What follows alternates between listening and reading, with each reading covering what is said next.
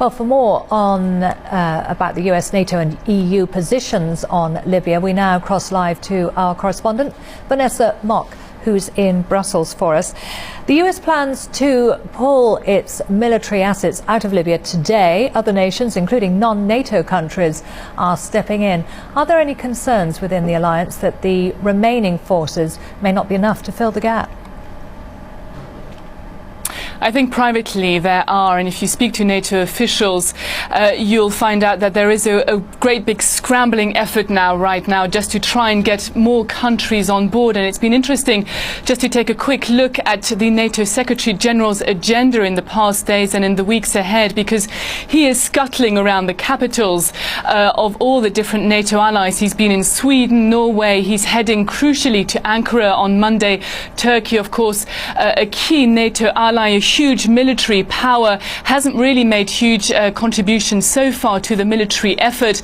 The hope is, Anders Rasmussen says, that he can try and get them on board. The problem has been that some of the countries, even non-NATO allies like Sweden, that are now contributing jets, also some Arab nations, is that some of these countries are imposing conditions on their participation. And those conditions are that even though they will send in warplanes, that they don't want those warplanes to carry out airstrikes. And that applies to Sweden, which is sending in 8 fighter jets. The Dutch, the Turks, the Spanish, for instance, have said they're sending in planes, but those planes are not equipped to carry out any kinds of ground attacks. Now, we know that the big focus, of course, of this operation has been on the air attacks, trying to focus in and destroy those key regime targets. And if that becomes more limited now, well, then that raises yet more concerns about just where this military operation is heading. Added to that, of course, we've had bad weather in Libya, which has hampered some of the efforts for the warplane missions, and some of the setbacks suffered by the rebels. We know that they are not trained, as you just reported. They're still short of weapons, and they are hugely outnumbered by Gaddafi's forces, around 10-1. Now, all those really play into big concerns for NATO, and that's why really in the background, even though it's not being talked about officially, I think capitals are starting to think about ways that they can try and bring about some kind of resolution. Is there a way perhaps that they can try and bring about discussions on ground troops? You know, that might be, for instance, this is what happened with Kosovo, that might be one of the only solutions ultimately that will try and bring about a decisive victory.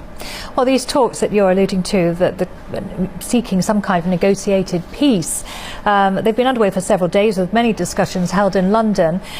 Is there much optimism that these talks may succeed? I think there is tentative hope. I mean, certainly the defection, or what we think is a defection by the former Foreign Minister Moussa Koussas to London, and some reports of other high-level officials and ministers.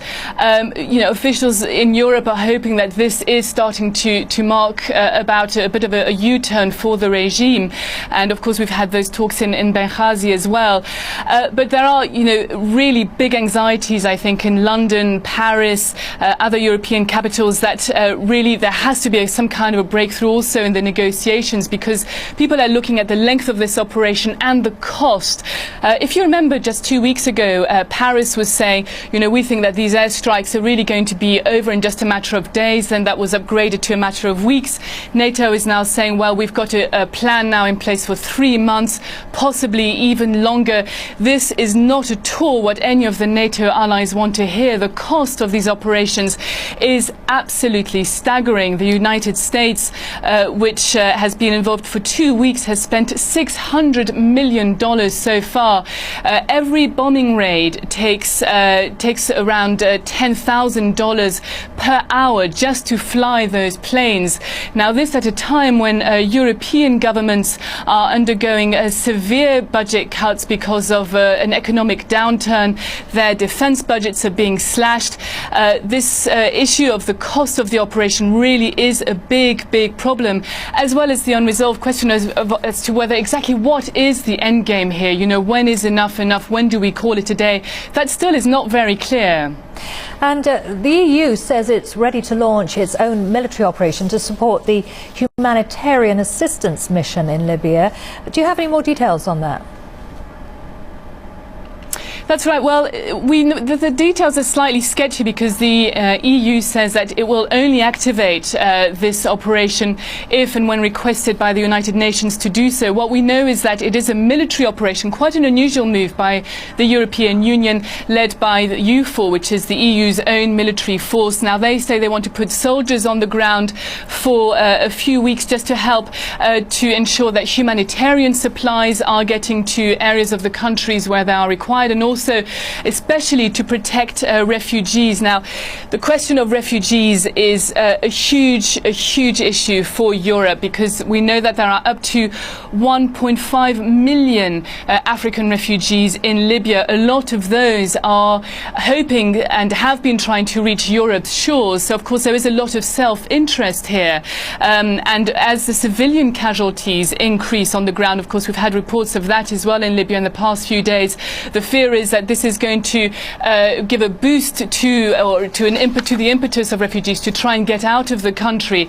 Italy and Malta in particular say that they're completely overburdened by thousands of new arrivals from Libya in the past days. They say that they cannot cope, and I think that really plays into what is now happening with its military force by the EU. And I should perhaps just add that this is also an attempt really by the European Union just to perhaps be seen to be a bit more active and a bit more and try and change its reputation, I think, in the region as well, because as the Arab Spring, as it's been called, unfolded, the EU was really nowhere to be seen. In fact, it has really been the power that has been helping to prop up these autocratic regimes.